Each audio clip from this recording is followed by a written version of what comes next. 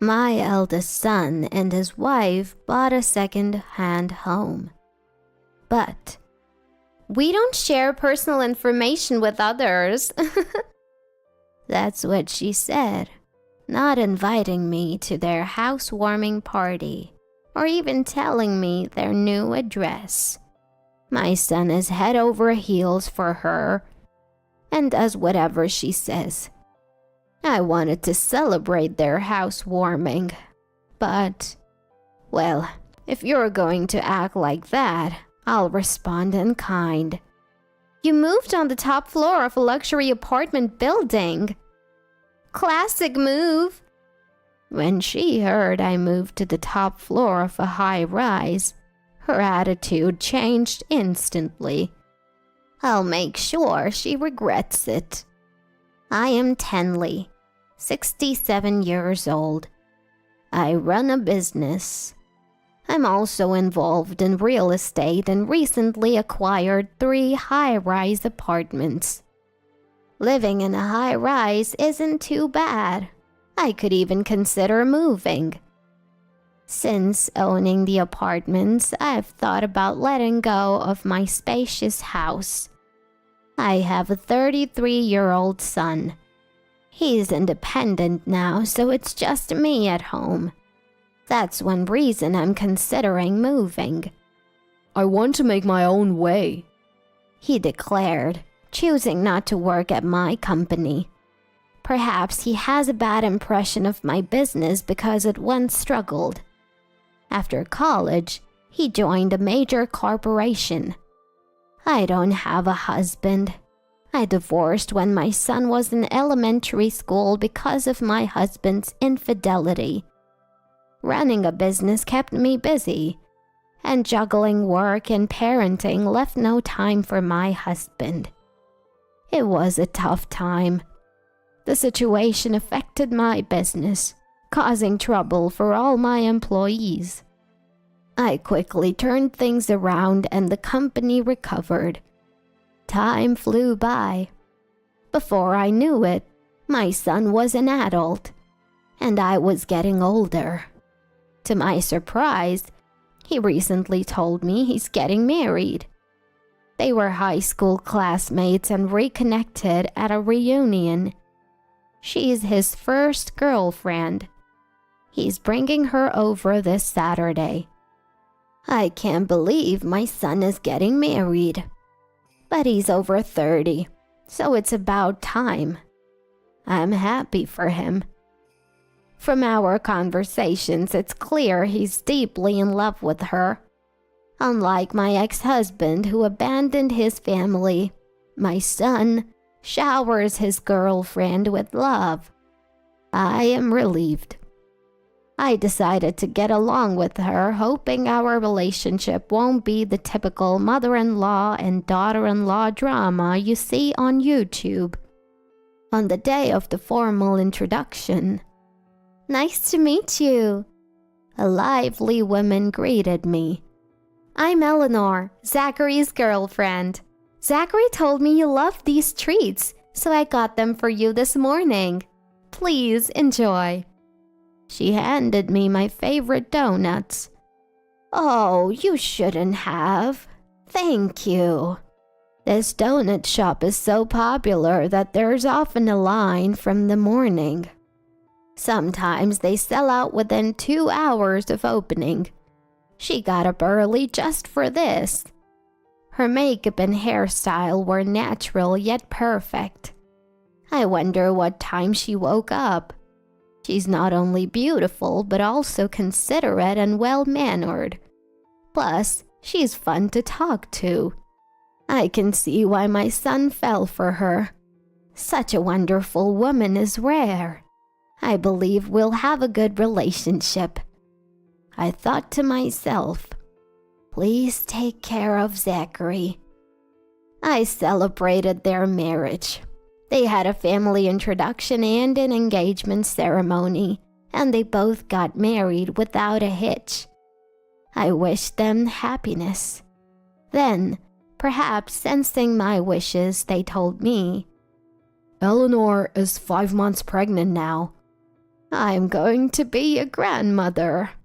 Very happy. I was overjoyed, even more than when my son got married. I believed everyone would be happy, and that even better days were ahead. Then, one day, "Mother-in-law, I'm here again." Eleanor seemed fond of me and often visited. "It's good to see you. Come on in." I was glad we weren't at odds. But to be honest, her frequent unannounced visits were becoming a bother. On top of that, "Look at this. Isn't it super cute? Mother-in-law, I really want this for the baby. Don't you think it'll look adorable?"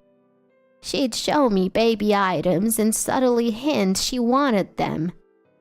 "Oh, it's lovely. Would you like me to get it for you?" Even though our relationship was still new, she was the woman my son chose. And it was for my first grandchild. I kept indulging her requests. "Thank you so much." I thought this would help build a good relationship. But, "Mother-in-law, look! I want this next. Cute, right? Can I order it?" She even started sending emails like, "Mother-in-law, I want the item in this URL. Order it for me. Oh, and have it delivered tomorrow morning." She began to take my generosity for granted and stopped expressing gratitude. At first, it was endearing, but I couldn't believe her audacity. I finally said, "Don't you think you're taking advantage of me? You need to show some manners. At least say thank you." But then, "What? I don't expect anything. But you run a company and own 3 luxury apartments, right? Is what I'm asking for more expensive than those apartments?" She seemed to think I was wealthy and could easily afford her requests. "Even so, shouldn't you buy things yourself to truly value them? Especially since you're about to become a mother. You should teach your child to say thank you." She became irritated. "By the way, Zachary mentioned your company once struggled. Is it struggling again? Is that why you won't buy me things? You've asked for expensive items, like the entire dress set for the baby celebration, which costs over $10,000. That's not a simple request. My company is doing fine now." "So what? If your company is doing well, you have extra money, right? Zachary is a department head at a major corporation, but there's a big difference between his income and yours. I want a better life. If you won't spend money on me, I don't see the point of marrying Zachary." It sounded like she married him for his money. "Wait, didn't you marry Zachary because you love him?" "Of course not." I remembered he was the heir to a CEO at the reunion and approached him. He fell for me instantly. So easy. I wouldn't care about him if he didn't have money. That's terrible. Zachary would be devastated if he heard this. I won't tell you to divorce, especially with a child on the way. But I won't tolerate you hurting Zachary. He truly loves you. Don't trample on his feelings." She couldn't retort and suddenly stood up. "Fine. If you won't give me money, you're no different from a stranger. I don't care." She left in anger. I never imagined my daughter-in-law would turn out to be such a person. I debated whether to tell my son about this. But that very night, "Mom, what's going on?" my son stormed into the house yelling. I just pointed out that Eleanor's behavior was too presumptuous, and she never even says thank you. Before I could finish, my son shouted back, If Eleanor says you have money, then you do. She's pregnant, for God's sake. You're the worst mother-in-law for being so cold to her. She's been crying ever since she got home. I wondered if I was in the wrong, but it was clear who was being unreasonable. I knew Eleanor was using my son for his money. I hesitated but told him the truth for his sake. However, that's impossible. Eleanor isn't like that. She's pure, like an angel. She's a goddess. She tells me every day how much she loves me. I know she loves me. It was too late. No matter how much I tried to reason with him, he wouldn't listen. It was as if he was brainwashed by her. After hours of going in circles, he said, I never thought you'd be such a stubborn and mean mother-in-law. I felt the same about him.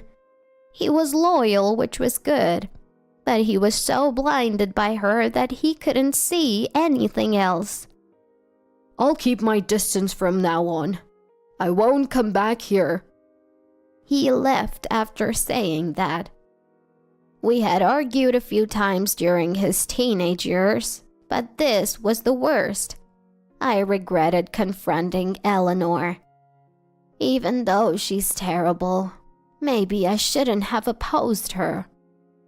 Eleanor stopped visiting and my son wouldn't answer my calls. I wonder if I'll ever get to see my grandchild. There were only 3 months left until the birth. I was anxious, and my fears came true in an unexpected way. 2.5 months after our fight, Eleanor gave birth. Eleanor gave birth to a girl. A cute girl. My son called. I could hear the excitement in his voice. Can I come to the hospital? He said it was okay. I couldn't believe I'd get to meet my grandchild. Maybe time had healed our relationship. Either way, I was overjoyed. Not just because of the birth, but also because I could reconnect with my son and his wife. I left work and rushed to the hospital. It was designed like a hotel, and it looked just like one from the outside. I ran into Zachary and Eleanor in the hallway as they were moving from the delivery room to the ward. It was a bit awkward and I wasn't sure what to say. Congratulations to both of you. They thanked me. We entered the room. At Eleanor's request, it wasn't a shared room but a private suite. Eleanor's parents had also arrived. She's a bit early, but I'm glad she's healthy, said Eleanor's mother. As we tried to make small talk, Eleanor's mother made a strange comment. The next one's a fixer-upper, right? I can't wait to see it after the renovation. It'll be fun for us too. Huh? A fixer-upper? What are they talking about? Then Eleanor said, I'm really thirsty. Can you and Dad go get me a drink? She tried to get her parents out of the room. Just gave birth, huh? Okay, we'll get a bunch. With that, her parents left. What did your mother mean by fixer-upper? When I asked, Eleanor and my son exchanged glances. Mom, I told you we'd keep our distance, Zachary said coldly. It seemed they were still upset about that day. We're renovating a multi-generational home without telling you. It's not ready yet. Oh, and don't get it wrong. Only our parents and us will live there. Even though we were celebrating a new life, I was shocked. Why did you invite me today? If you kept the house a secret, you could have kept the baby's birth a secret too. I came here hoping to reconcile. I don't understand why I was invited. Obviously, for the baby shower gifts. Oh, and can you cover the hospital bill? It's twice as expensive as other places. That's nothing for you, right? Yeah, and I'd like compensation for the hurt you caused me. Right, Eleanor. I wanted to ask for money right away, but we ran into you in the hallway. Huh. Couldn't say it in front of the nurses and her parents. Eleanor continued. By the way, we're having a housewarming party just for our family. You're not invited. My parents don't really want to talk to the mother-in-law either. Huh? They said something about not liking you because you're a CEO. Poor thing. They were treating me like a cash cow and not even inviting me to the housewarming party. And her parents were just as bad. Why are you telling me all this? Today's a wonderful day because of the baby's birth, right? Eleanor laughed. Zachary said we'd keep our distance, but we showed you the baby and now it's goodbye. If you pay for various expenses, we don't care. Basically, you're a stranger to us. We don't share personal information with strangers. I was treated like a stranger. It was cruel. Too cruel. If you really want an invite to the housewarming party, cover the baby shower, birth expenses, and future child care costs. If you liquidate 2 high-rise condos, you can easily cover the costs until the child grows up. It'll be a breeze for you, right? That's right. Eleanor's so smart. Give us money for Eleanor and the baby. That's the only way to keep us connected. My son had changed so much because of one woman, and the woman who poisoned him. I couldn't forgive them. You called me a stranger earlier, right? Fine, from now on we're strangers. With that, I left the room. I faintly heard them laughing, but I didn't care. After all, they're strangers. Strangers, huh? Giving birth is life-threatening, and raising a child is even harder. I struggled to raise my son. I called him a stranger, but of course I didn't mean it. I wanted to be a family forever. On my way back to the office, I cried in my car. But I'm a CEO. I switched to work mode. I immersed myself in work for a while, not wanting to think about today. A few months later, thanks to my efforts, our performance improved, and we achieved our highest sales ever.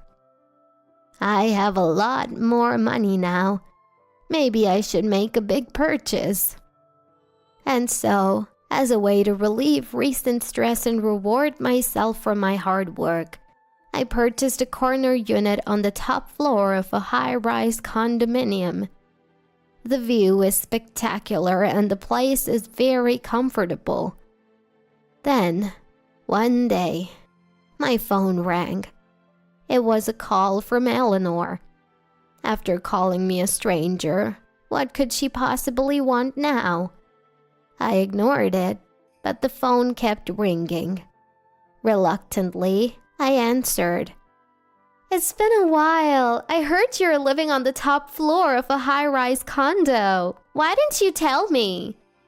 Apparently, she had heard about my new place. Come to think of it, there was quite a buzz in the neighborhood when I moved. Typical of you, living on the top floor of a high-rise. You're truly the pride of our family. Her overly sweet praise sent shivers down my spine. What do you want? When I asked, Eleanor began to say something unbelievable. Actually, can you lend us some money? She's asking for money after all this time. What is she thinking? Why? I asked for a reason. She hesitated. I'm hanging up. This is a waste of time. Just as I said that, Eleanor spoke up. Wait! The thing is, Zachary got demoted. Zachary was demoted? What on earth happened? Well, where to start? Eleanor slowly explained. Apparently, Zachary had been very rude to a major client.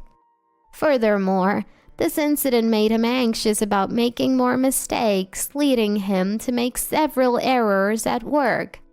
He was soon to be demoted. Fortunately, he could still commute from home, but his salary was significantly reduced. On top of that, his bonus for this period was cut. We paid a large down payment, and now we have no savings. They had paid a significant amount from their savings as a down payment, hoping to pay off the loan quickly. But they still had a lot of debt. I never thought this would happen. Eleanor continued, saying she had stayed in a loveless marriage with Zachary because of his stable income.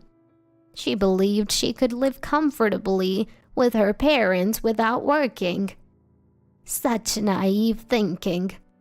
With the loan payments, living expenses, insurance, property tax starting next year, and considerable daily diaper expenses, Zachary's family was struggling. Eleanor's father was the guarantor, but when she discussed this with him, he said, "We just signed our names. We can't help with money. We have our own retirement to think about." That's right. We sold our house and moved here because you said you found a good catch. This isn't the wealthy marriage you promised. You need to take responsibility for our retirement. They not only refused to help, but also pressured her to work more. That's why I'm asking you. Why are you asking me? Shouldn't Zachary be the one to ask? Actually, Zachary told me not to consult with you. After pushing you away like that, he feels he can't show weakness. Indeed, that's true. Zachary made a foolish mistake, but this choice is right. Is he finally seeing things clearly? Please help me. I started a part-time job, but I've had to take many days off because our child keeps getting sick. I'm earning so little. We can't go on like this. Eleanor pleaded, but I quickly responded, "Aren't we strangers?" What? I might be petty for holding on to the fact that she called me a stranger, but the truth is, it hurt deeply. My son is suffering. Don't you care? And you promised to cover the hospital bills when I gave birth, but you didn't. We were billed a huge amount when I was discharged. It was so embarrassing. Eleanor desperately tried to make her case. I never promised to pay. I'm truly sorry for your situation. Eleanor broke down. You're living luxuriously in a high-rise condo, and you're the CEO, right? You own the whole building, so give me one of the rooms. Her anger was palpable, and her child started crying in the background. Why should I give a room to a stranger like you? I stood my ground. Why? It was just a joke when I called you a stranger. A joke? So it's okay to treat me like a stranger as a joke. Can't you see how much that hurt me? Eleanor fell silent. Only the child's crying could be heard. Please, at least help our child, please. It's true. The child is innocent. It's heartbreaking to see them caught up like this. When the child gets sick, they call you to pick them up, right? Can't you rely on your parents? She hesitated before answering. My parents.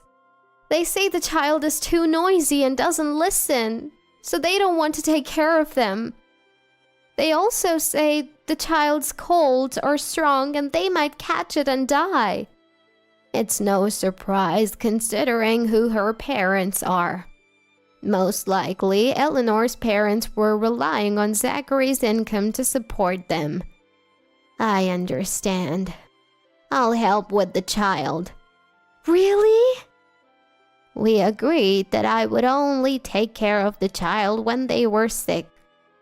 The child is innocent, but I won't help you, so find a way to earn money on your own. But that doesn't solve anything. I hung up. The next morning, Zachary called, apologizing profusely. He apologized many times. It seems that his wife called me last night and got into a fight. You told me not to involve Mom. Shut up! If you weren't a CEO's son, I wouldn't have married you. I thought I'd be envied by my friends for marrying into wealth. What Mom told me, it was true. He sounded full of regret. Despite the harsh words, Zachary still had feelings for Eleanor and didn't want a divorce. I am such an idiot. He regretted many things. After discussing the situation, we decided that I would pick up the child when needed. I am so sorry for all the trouble. Hearing Zachary's sincere apology eased some of my resentment. Zachary started working a part-time job in addition to his day job. It seemed tough for him, both physically and mentally. Eleanor began working full-time. Her salary increased, but life was still hard, especially with her elderly parents to care for. They had to work 3 to 4 times harder than others. Eleanor often fell ill from overwork and was recently hospitalized for anemia. They moved to a larger apartment that matched their income. As for me, I adore my 2-year-old grandchild. The child is very attached to me and is quite the grandma's child. This is exclusive to me, of course. The child is scared of Eleanor's parents and cries when they see them. Moreover, when Eleanor and Zachary come to pick up the child, they don't want to leave my side. Unlike Zachary, it seems the child knows how to judge people. These days, I think, this is my little revenge. But I'll keep that thought to myself.